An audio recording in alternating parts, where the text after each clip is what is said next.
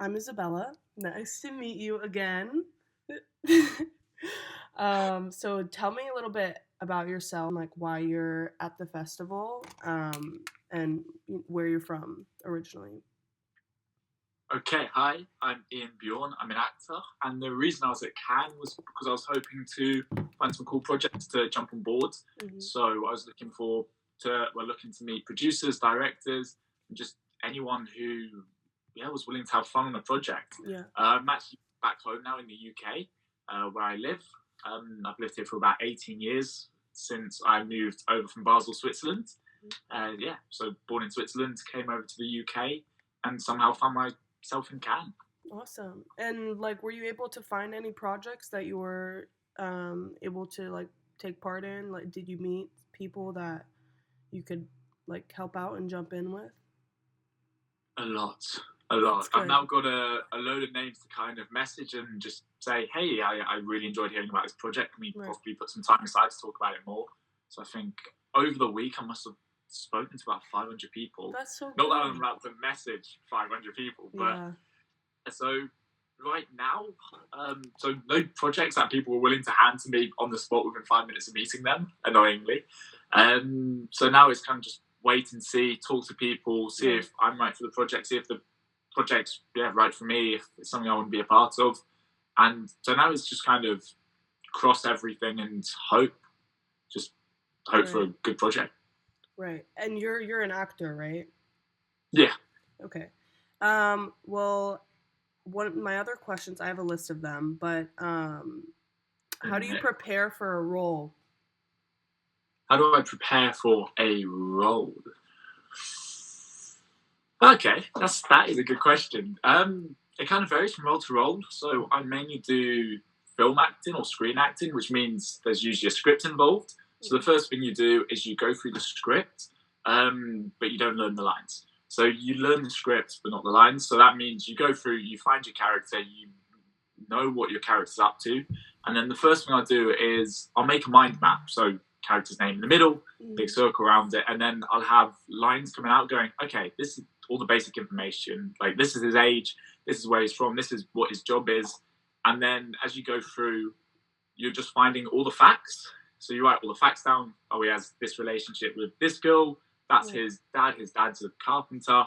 And then you start to infer things. So you start to look at, say, for example, that relationship with that girl he's got. You'll go, okay, so this is why he thinks that about the girl, and this is, oh, he got annoyed over here because there was another guy involved. That must be because he likes this girl. So you start to infer things, and you start to think, okay, I'm getting a feel for the character.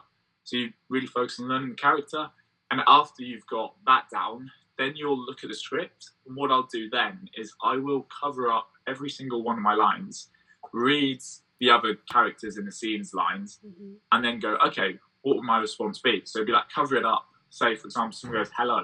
I go, okay, my character will probably go, you're right. And I'll check it. And if it's right, then it's like, okay, cool. If it's wrong, I'll go, oh, why was that wrong? What was my character thinking? So it's kind of go through it until you know how to think like a character. And Wait, then so does that mean when you're doing the lines, you can change them a little bit when you're like actually filming? Like, just based on, would you have to say the exact line, or can you change it like based on making it more like fluid? Yes and no. So you can't just change the whole script. So there are still points you need to hit. So it's still like information you need to say. Like, you can't just go, oh, say for example, Star Wars, and you go, oh, let's go have a picnic. You can't just like switch it up. Right. But what you can do is, say for example, if a line doesn't really flow, or you think, oh, my character wouldn't say it like that, then you can go like that, because it's really hard learning a line that you just wouldn't say. Right. It'd be like, imagine us starting to speak Shakespeare now. So you get a bit of flexibility, but it's always worth just talking to the producers, directors, because sometimes they do want lines like duh. Right. Okay. Well, when did you start acting, and what was it like breaking into the world of film? So I accidentally stumbled into the world of film 5 years ago. Didn't realise it till 3 years ago. So I made my first short film. I had a friend come up to me, Harry Gray, with a camera and go, "Okay, Ian, I'm making a film." I go, "Yeah, fantastic. What does that have to do with me?" And he goes, "Oh, I want you to be in the film." Okay, doing what? Just like helping out? No, I want you to play the lead. So we ended up making that film, which was called Young Jason Bourne.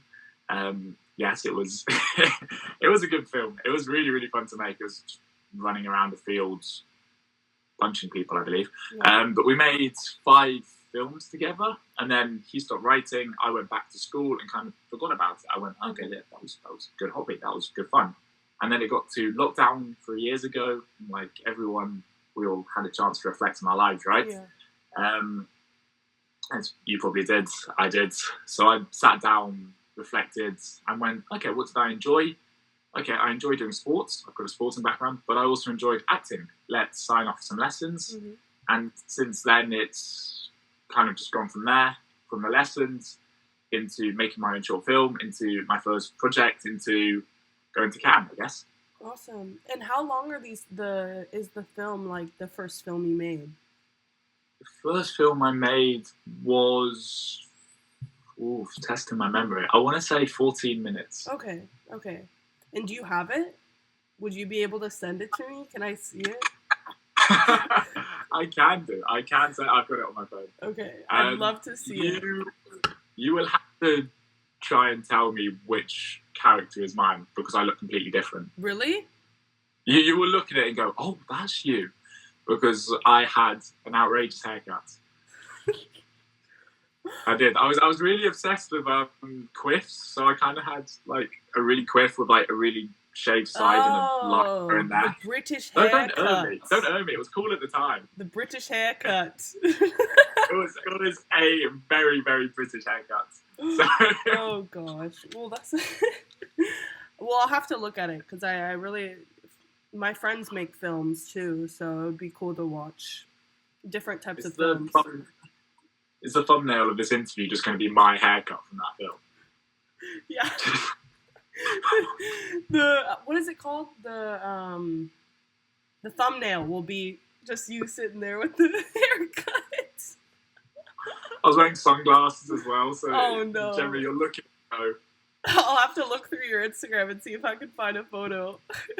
I've managed to get rid of you won't find that. Don't worry, I've been there. I've had outrageous haircuts too. Link. Well, let's see. What elements do you look for in a script or character that draws you in? I like character development, so I like it when it's not just a line the whole way through. Say, for example, he starts at point A, ends up at point B. I kind of like when he's like, okay, he starts off as a bit of a not nice guy, and then he kind of goes, oh yeah, you know what, meet someone who tells me he's an asshole. So I guess there's a little spike. Then he'll think, oh no, I'm not an asshole, and then at the end realizes he is an asshole, and then becomes some nice, amazing guy with a great haircut. So I kind of look for development, just because, I hate it when it's just like a straight motorway from A to B.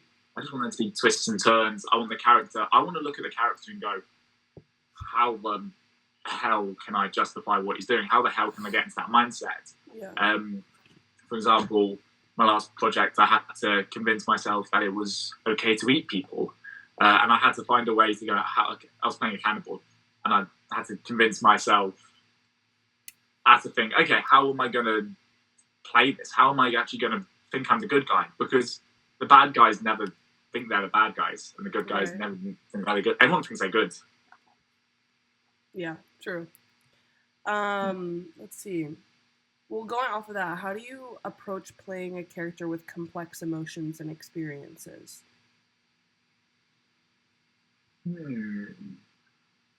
Again, it would start off with the mind map. So you go, start with the mind map, you go, okay, these are the facts about my character. Why is he doing what he's doing? That's the big thing. Because, what's his motivation? For example, am I trying to cleanse the world? Is this the right way to do it? Because, say, for example, I'm trying to save the world. I might have a different way to someone else, and I might go, okay, this is my way. Right. this guy's way is bad, and that other guy might go, this is my way, this guy is evil. So it's just about going, okay, what is my why? Why am I doing this? Why am I doing this action? Okay, this is the only way I can get. Oh, because I can do this, then yeah. So it's just about finding justification for the bad things that he's doing. I'm not saying like I condone any of the actions, but you have to. Yeah. You have to justify it for that role. Yeah. Well, yeah, I want to get into acting so badly. I've never been that type of person, but being here and like seeing everything and meeting people, like it's really interesting the like how everyone acts like trying to get into character and stuff. That's really cool. But can you share any behind the scenes stories from any recent films you've made or like any projects you're working on? Any behind the scenes? What kind of things do you want to Like funny or like absurd things, like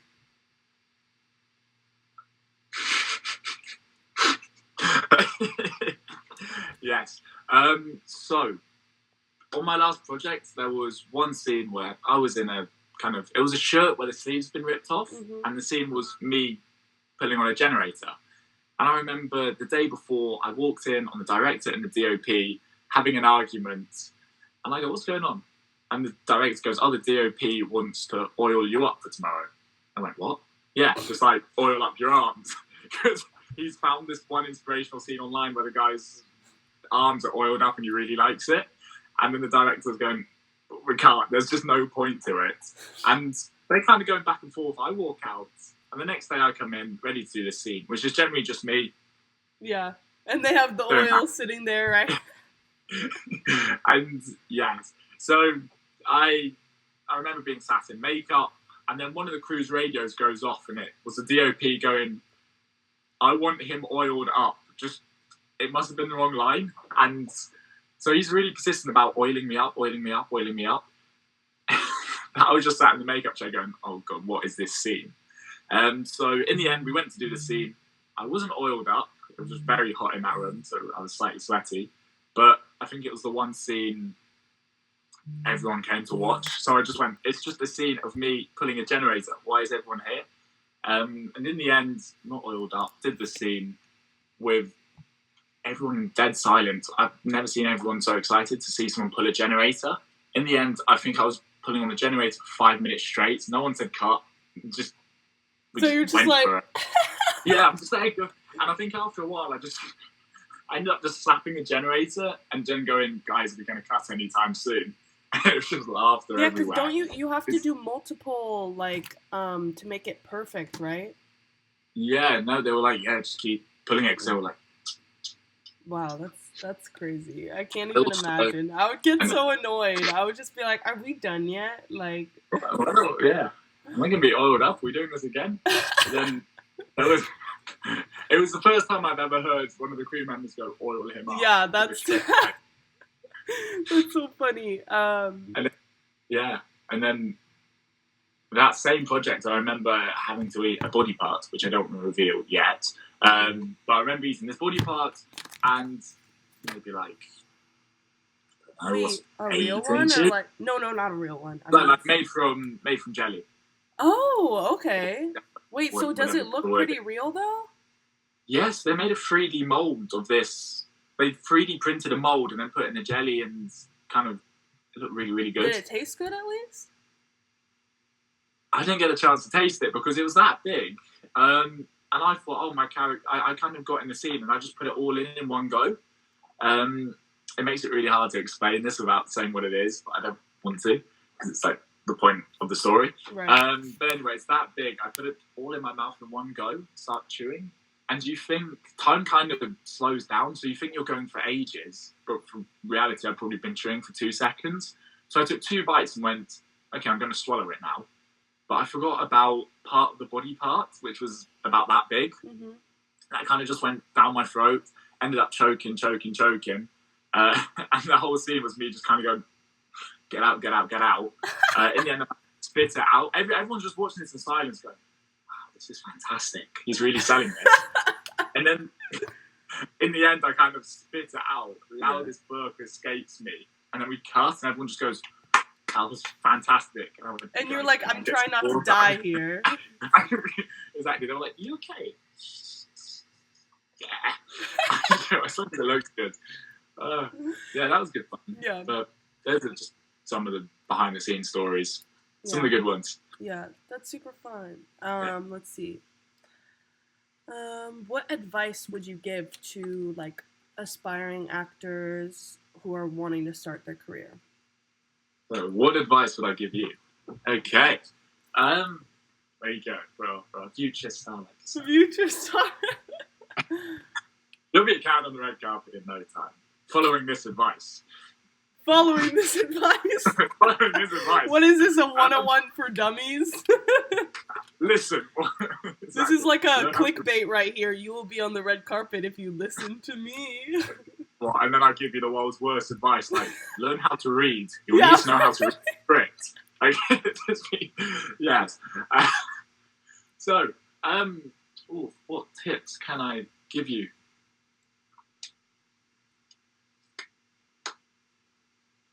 Don't, if you are doing a script, be yourself. Just kind of bring your own little twist. Don't be afraid to do your own version, because I know a lot of times in a self-tape or an audition, you might go, okay, this is what they want from me. This is what I'm going to give them. Right. However, everyone's going to give them that same thing. What they want is you, because the reason they've asked you, or the reason they're hiring you, is because of you. So don't be scared to put your version on it, because that's why they want you. They want a new version, so don't give them like the cookie cutter one. Just go, yeah, you know what? F this. I'm just going to do me. I'm going to do me. So don't be scared to try things on set. Just if something feels right. Say, for example, even in the script, it might say, oh, character sits down. You might go, yeah, you know what? I'm just going to get rid of the chair. I'm just going to stand up. I'm just going to kick something. I'm just going to start hitting a wall. I'm just, So go crazy. Do what you need to get ready, because that's your moment. As soon as the cameras go, they don't know what you're going to do. So you might as well do something cool. So be yourself. Well, how do you like deal with, because I know a lot of people, it takes like maybe embarrassment or just like kind of feelings of like, oh, like I'm nervous to act like myself on set. Like, how do you deal with those feelings of like, oh, like I might feel embarrassed and like, you know, do you know what I mean? Like in front of everyone that's watching you do this, like. I kind of say two things. One is introduce yourself to everyone, make yourself familiar, because, well, I don't know if it's the same for everyone, but I find that I feel most at home if I know the people, if it's a familiar environment. And the best way to do that is to know the people. And that also means that if you do slip up, they're much more likely to go, hey, do that again. That was really, really good. Just change this a little bit. So, and they'll be more supportive. Secondly, why has my mind gone blank? Oh, yeah. Embarrassment, yes. Because you're using your emotions for the scene, right? If going into the scene you're nervous or you're angry or you're happy, use that, because, I get nervous all the time. If I'm nervous, I will play the scene as if I'm nervous, because you'll always get those little nerves, and then you can play the first. There's loads of takes, right? There's loads of takes, so you don't have to be perfect for the whole take, because they can chop and change. So maybe do one take as nervous, and then you'll grow into it. You'll go, okay, that went really well. Okay, the director who I've just introduced myself to has given me good feedback. Let's up it a level. Let's give him something different to work with. So it's all about just playing to how you're feeling and finding ways to make yourself feel at ease on set. Right. Well, I'll have to use that when I break into the film industry. Exactly. It's waiting for you. You're going to start. Well, how do you handle criticism or feedback about performances? Like by the audience, by critics, by just anyone? When breaking into the film industry, it was like tough, because I'm new to it, right? I'm like, I don't know if I'm good at this. I don't know what's going on. So you do ask for a lot of feedback, and you do get a lot of criticism. A lot of it hurts. I remember doing one commercial in Dutch. Yeah. And basically we filmed it in England. So I was going from English to Dutch to the point where my Dutch sounded English and my English sounded Dutch. And that showed on the video. And I remember reading the comments because I found it somewhere. I don't read comments anymore after this. And they were like, what the hell's going on with his accent? What's this? This is crap. This is a bad commercial. I was like, oof, that one hurt. Yeah. Then you realise they're not criticising you, they're just criticising the job. Yeah. It's like, there's loads of factors that could have played into it. So now, and then rejections as well. Yeah. You get hit by rejection every other day. And you think, oh, you'll get a casting opportunity and you go, oh, okay, I really like this. This is a job I've always wanted. This is perfect. And then you get slapped across the face and go, yeah, you know what, keep dreaming, son. So after a while, you kind of just learn to go, after speaking to people, people who are responsible for the casting, you soon realise that, okay, it's not because I was bad, it's just that I didn't match it. Maybe I was bad. You can always be better, right? But it was just, you learn that it doesn't mean you're bad. It just means that they didn't want you for a number of reasons. It could be they wanted someone who looked more angry. They might have wanted someone with blonde hair. They might have wanted someone who lived 2 meters closer than you for logistics reasons. Maybe you weren't available on one of the days and they couldn't swap it around. Yeah. So it's a million different reasons. And because it's a million different reasons, there's no point thinking about it because you'll just be thinking about a million different reasons which you don't have time for because you need to go find another self-tape to do. Right. So and then, take in your... Yeah. And then last question, are there any actors or directors you aspire to work with?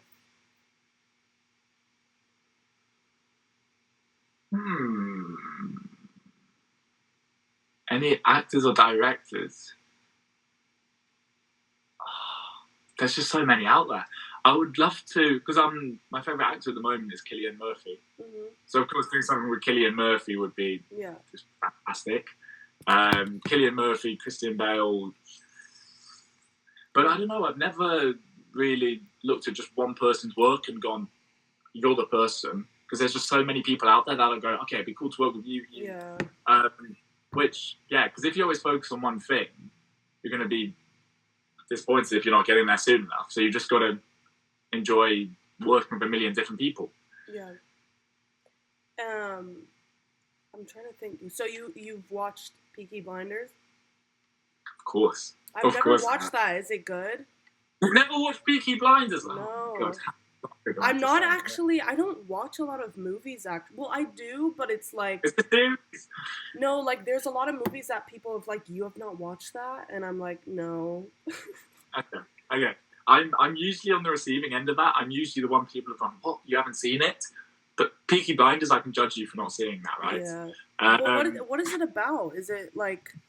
It's about a gang in Birmingham called the Peaky Blinders and how they start to take over Birmingham and then London and then start to try and take over parts of America. And it is just... And it's just 6 seasons of that? 6 seasons, just like 12 episodes that are all an hour long. Exactly. What do you mean you don't have time for that? No, it's 6 seasons of a gang just like taking over Birmingham and London. And parts of America. I think it's only 5 seasons. Oh. Says 6. There you go. You get some free time at the end of it. Well, I'm currently watching Vampire Diaries. Is that worth watching? Oh, have you not watched it? I haven't watched Vampire Diaries. That is like my middle school era. Like that's just like I watch it like it's 6 seasons. I rewatch it probably every few like years. It's really good. So you're still living through the middle school era. Mm-hmm. Yeah, every time I watch it, I'm like, ugh, cringe when I when I remember my middle school self. Oof. That's me and Brooklyn Nine-Nine. I just keep going through that. It's brilliant. Yeah. Have you seen Brooklyn Nine? No, I've not. I honestly didn't know what you were talking about when you said Brooklyn Nine-Nine. I was like... Okay. After this, search up... Watch the first episode of Brooklyn Nine-Nine. It's like 20 minutes long. Okay. Yeah, I will. I will try. The number's 99, not spelled out. Oh, I see. Is it comedy? Yeah. Okay. I love comedy. I'll have to watch it. Trust me, you'll watch all 9 seasons in no time. Yeah. Well, thank you so much. It was great to see you again, Archie. Archie, God, still getting my name mixed up. But thank you so much, Film Festivals. Yeah. Pleasure's all mine. Yeah. And hopefully see you again in Cannes, Yeah. sharing the red carpet. Yes, for sure. Well, thank you, Ian. Exactly.